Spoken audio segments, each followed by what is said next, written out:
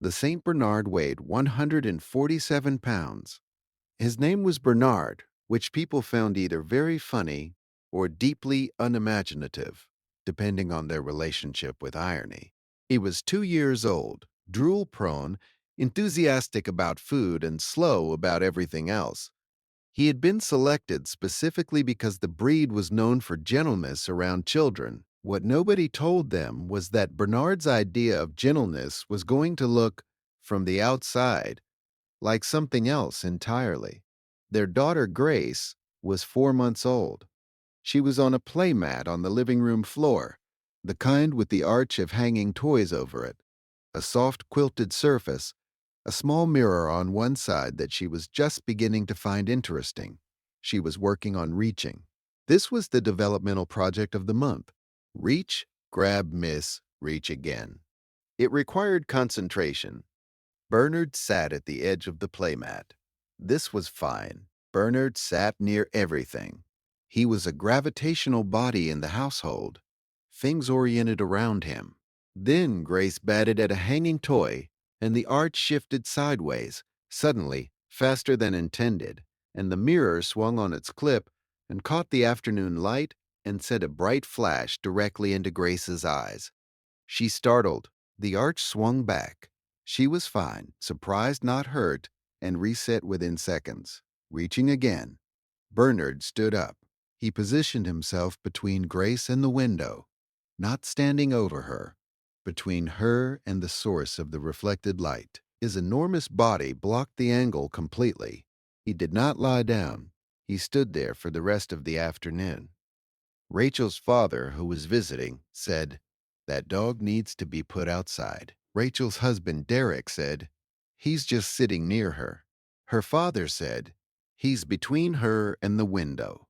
Neither of them knew what to make of this distinction. Rachel was in the kitchen making dinner and listening to this conversation with the half attention of a parent who has learned to assess arguments through walls. Bernard stood for 3 more hours.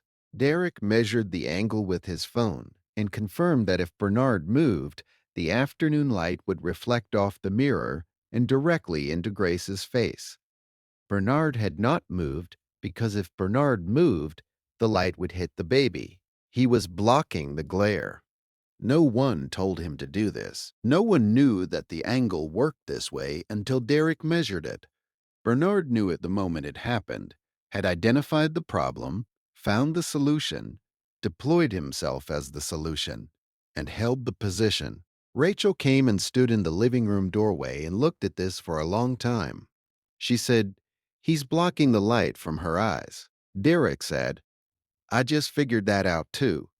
Rachel said, "He's been standing there for 3 hours blocking the light from our baby's eyes."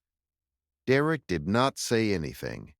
He was an architect. He worked with angles and light and load-bearing structures. He was thinking about the geometry of what the dog had done, the instinctive calculation of position and effect, and he was finding it completely extraordinary. Bernard looked at neither of them.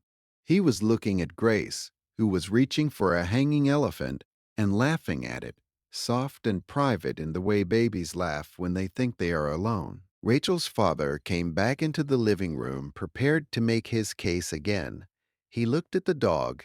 He looked at Derek. He said, "What's happening?" Derek showed him the angle. The old man did not say anything about animal control after that. Bernard stood until Grace's playmat time was over.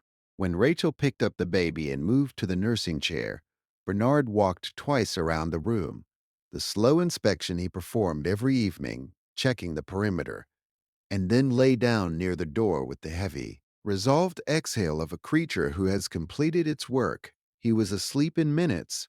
Rachel sat with Grace and watched him. She thought about how she had called her sister 3 days ago, worried about the dog, asking whether it was normal for a dog to be so present around a baby. Her sister had said, "That dog is watching over your child. Let him." She had not entirely believed her sister at the time. She believed her now.